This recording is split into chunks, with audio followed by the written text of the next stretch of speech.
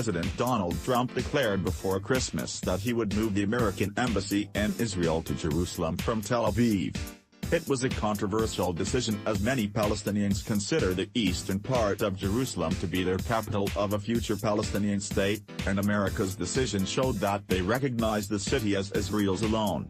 Nigel Barndle is from Embrace the Middle East, a Christian charity providing aid in Gaza. He explained, "Palestinians have always believed that Jerusalem should be the capital of a future Palestinian state as well as the capital of an Israeli state, so by the United States moving its embassy, they feel betrayed. They feel as though the US have taken the Israeli side and really rejected any attempts for the Palestinians to have a future capital in Jerusalem. They feel in effect that they're being rejected in the peace process and that the US can't really act as an honest broker in the peace negotiations anymore. In fact that the negotiations, are probably dead after this."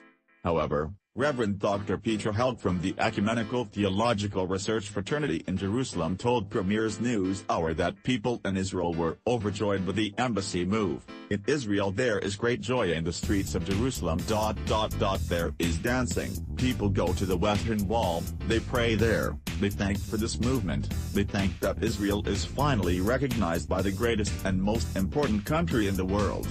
She argued that Palestinians had been warned, the Israeli army was ready to defend the borders of Israel and they have handed leaflets, thousands of leaflets to Gaza yesterday and today to warn the population not to follow the terror ideology of the Hamas jihadists and to stay away from the border of Israel.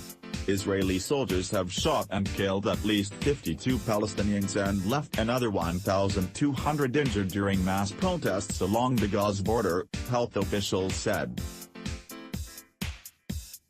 In a show of anger fueled by the embassy move, Palestinian protesters set tires ablaze and hurled firebombs and stones toward Israeli troops across the border.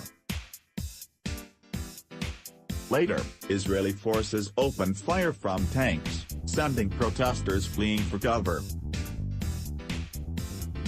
Stay up to date with the latest news stories from a Christian perspective. Sign up to our daily newsletter and receive more stories like this straight to your inbox every morning.